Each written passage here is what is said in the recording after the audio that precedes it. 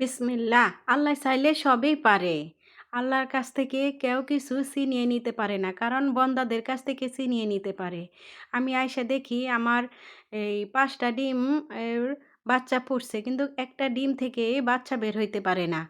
বাচ্চা ভিতরে একবারে চামড়া শুকিয়ে গেছে। তাই বাচ্চাটা ওই ভিতর থেকে বের হইতে পারে না। দেখেন আমি বাচ্চাটা বাইর করার জন্য সাহায্য করে দিতেছি।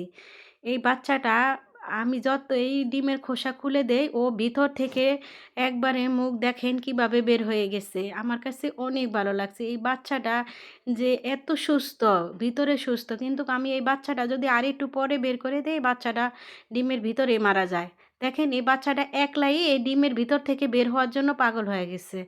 দেখেন কি সুন্দর! মাশাআল্লাহ! এই বাচ্চাটা আমি দেখেই একবারে আমার মনটা শান্ত হয়ে গেছে, মন জুড়িয়ে গেছে। এই বাচ্চাটা কত সুন্দর! মাশাআল্লাহ!